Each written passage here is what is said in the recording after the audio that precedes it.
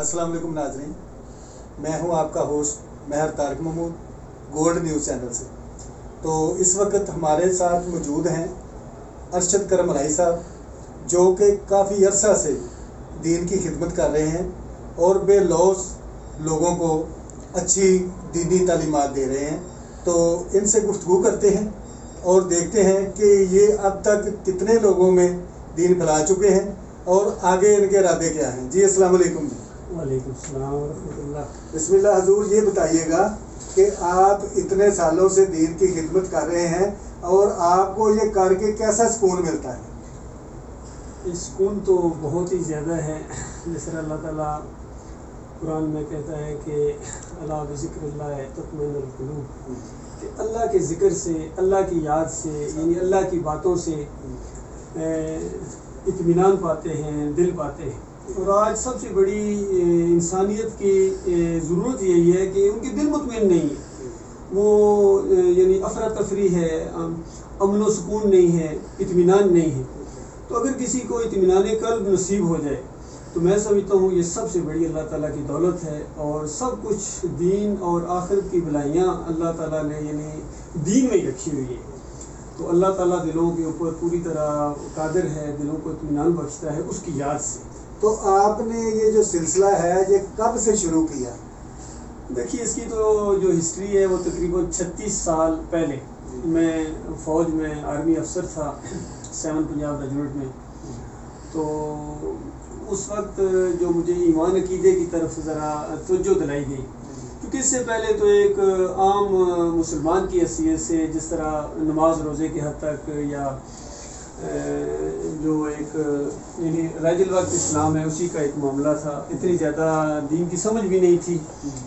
लेकिन जब कुरान का मुताला किया और तवज्जो दिलाई गई कि अल्लाह ताला तो ये कहता है कि वह अंतुमुल आलौना इन कुंतुम मोमिनीन, कि तुम्हारा सर बुलंद रहेगा, तुम हाकिम रहोगे अगर तुम मोमिन बन जाओ। तो यही महसूस करते थे हम मोमिन भी हैं, यानी इस्लाम के अंदर हैं, ईमान का दावा है। तो फिर भी समझ नहीं आती है कि हम सर बुलंद होने की बजाय ये सर झुकते चले जा रहे हैं। और ख़ासकर आर्मी के हवाले से हमें चूँकि ये पढ़ाई जाती थी चीज़ें कि यानी जंगों का एक पूरा सिलसिला होता था। एक हमारे यहाँ किताब पढ़ाई जाती थी sword of Allah, sword of अल्लाह के नाम से एक किताब थी जो lieutenant to captain promotion exam के अंदर भी थी। तो उसमें लड़ाइयों के वाक़यात भी थे, खालिद बिन वलीद रज़ी अल्लाह तआला की जंगी वाक़यात, हिकमत अमली, और ख़ासकर कम तादाद में जब लड़ा जाता है एक बड़े दुश्मन के साथ तो उसका एक ख़ास तरीक़ाकार होता है। और हमें ये जब हमारे सामने थे कि 71 के अंदर इतनी बड़ी फ़ौज हमारी वहाँ यानी बांग्लादेश के अंदर कैसे फंस गई, फिर हिंदुओं के कैदी कैसे बन गए, ख़ुद मेरा भाई वहाँ कैदी बने थे। तो एक बड़ी अटैचमेंट थी उन दिनों के अंदर, यानी ये मामला था। तो यानी ब्रीफिंग भी मिलती थी कि उसकी ये वजूहात थी, उसकी ये वजूहात थी। तो किसी अंदाज से यानी दिल मुतमईन नहीं होता था कि आखिर क्यों भाई, आखिर हमारी फ़ौज ने क्यों हथियार फेंक दी। वजह मुसलमान तो कभी हथियार नहीं फेंकता है, मुसलमान कभी गुलाम नहीं रहता है। तो ये चीज़ें यानी दिल में एक वो बेइत्मीनानी सी पैदा करती थी। लेकिन जब ईमान अकीदे की बात असल सामने आई कि देखो कुरान का ये जो वायदा है कि तुम्हारे सर बुलंद होंगे, ये मशरूत वायदा है, आम वायदा नहीं है, शर्त के साथ है, इन कुंतुम मोमिनीन, अगर तुम मोमिन बन जाओ।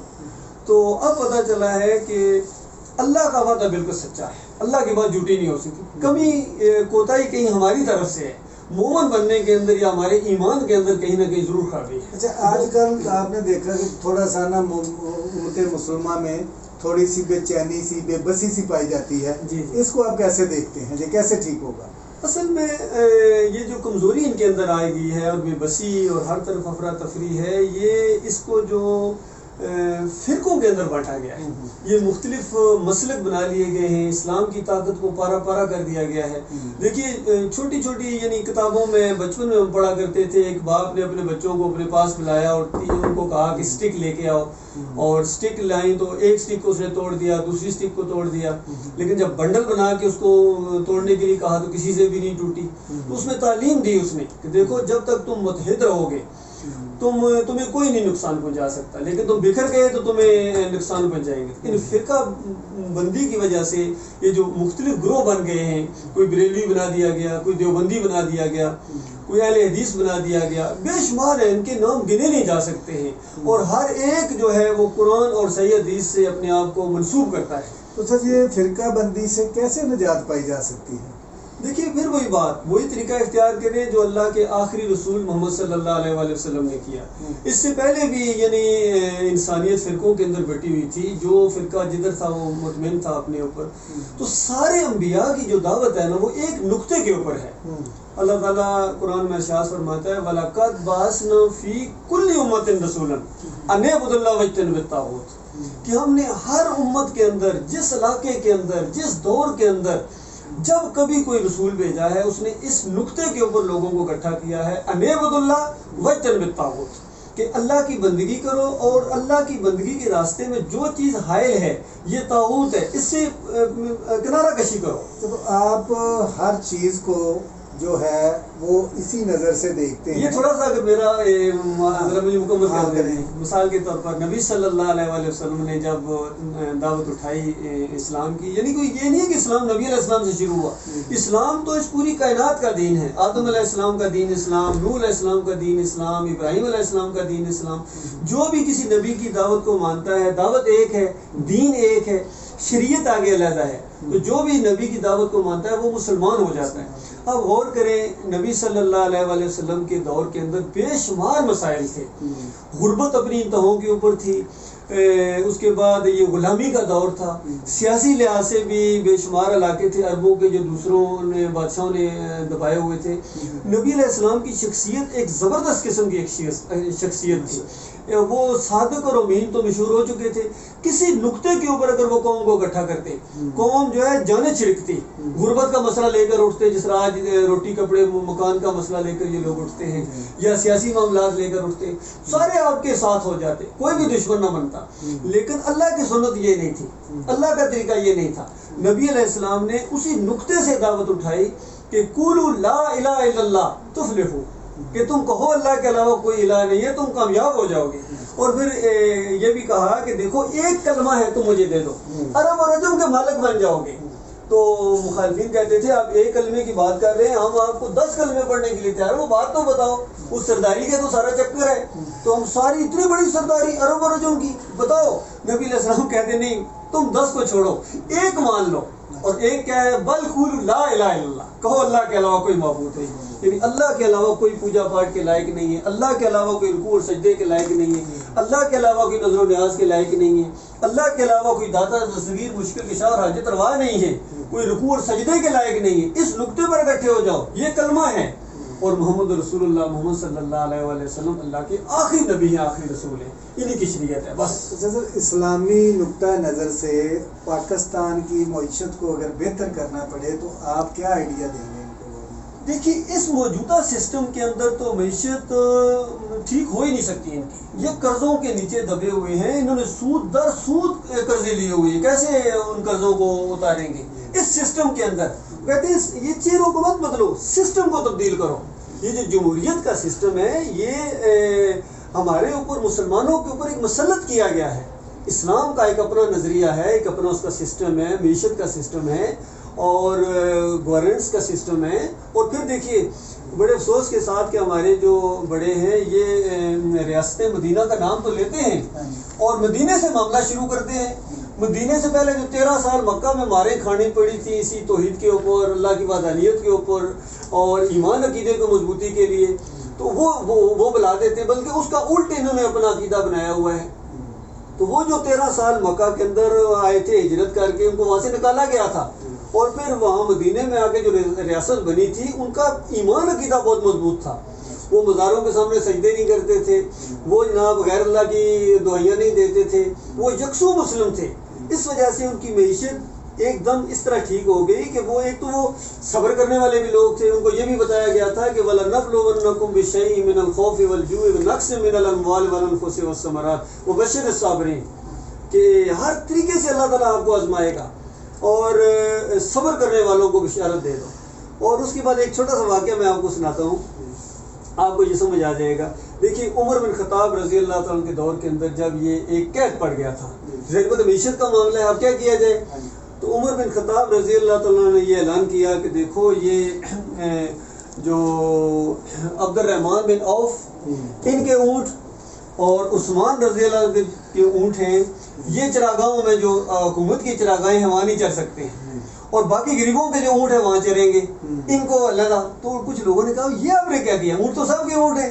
تو انہوں نے آگے سے کہا کہ دیکھو یہ جو دو امیر آدمی ہیں یہ اپنے اونٹوں کے لیے چارے کا انتظام کر سکتے ہیں، لیکن غریب لوگ ہیں وہ نہیں کر سکتے ہیں، تو ان کو پہلے میں ان کے اونٹوں کے لیے چارے کا انتظام کروں گا، اگر میں نہیں کروں گا تو اونٹ مریں گے ان کے، اور پھر ان کو روزی راشن دینا میری ذمہ داری ہے۔ تو ان کو روزی راشن دینے سے آسان ہے میرے لیے کہ ان کے جانوروں کو میں چارہ دوں، اور یہ جو دو لوگ ہیں یہ اپنا انتظام کریں۔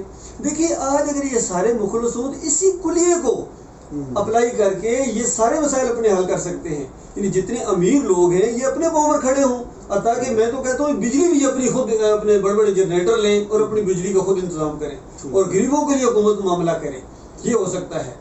اور اس کے لیے اصل میں اس سسٹم کے اندر رہتے ہوئے یہ نہیں کر سکتے ہیں، اس کے لیے ان کو وہ ایمان عقیدہ اختیار کرنا پڑے گا، اس دور سے گزرنا پڑے گا، اس چھلنی سے گزرنا پڑے گا، تب آگے یہ ماحول پیدا ہوگا۔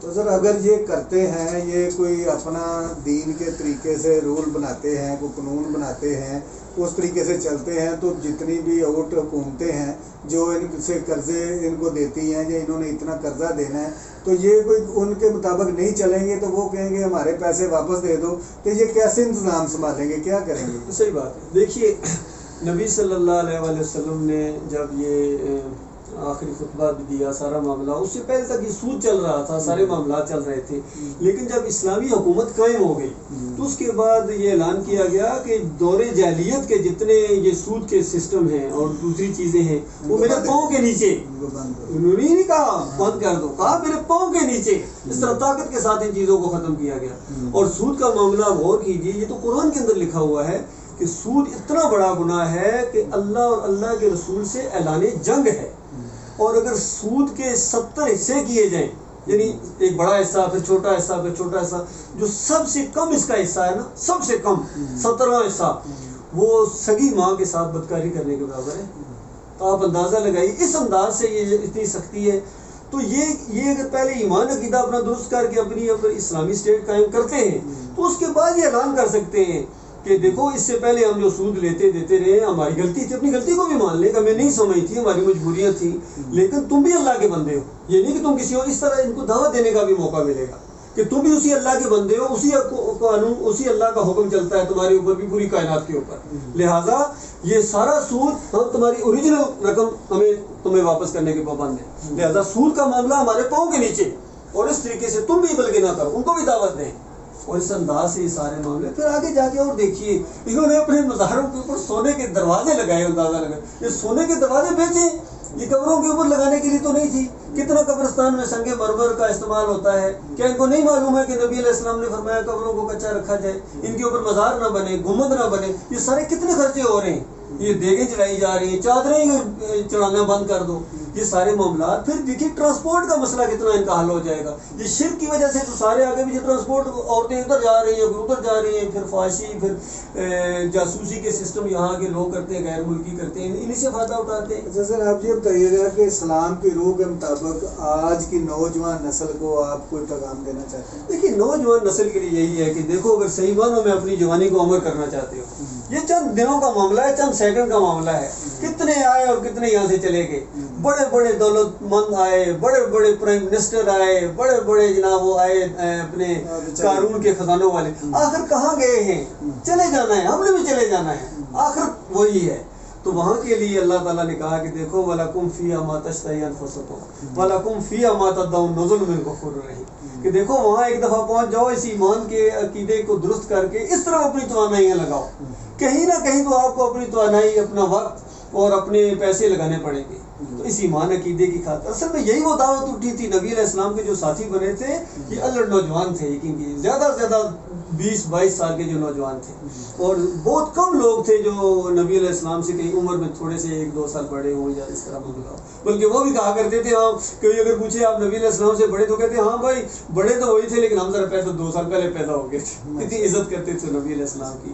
تو آج اگر یہ ایمان خالص کی طرف آ جائیں, فرقہ بندی سے نکلیں اور شرک کو یہ چھوڑ دیں, ایمان خالص کے اوپر اکٹھے ہو جائیں, تو میں سمجھتا ہوں ایک انقلاب عظیم برپا ہو سکتا ہے. یہ قوم دنیا کو لیڈ کر سکتی ہے.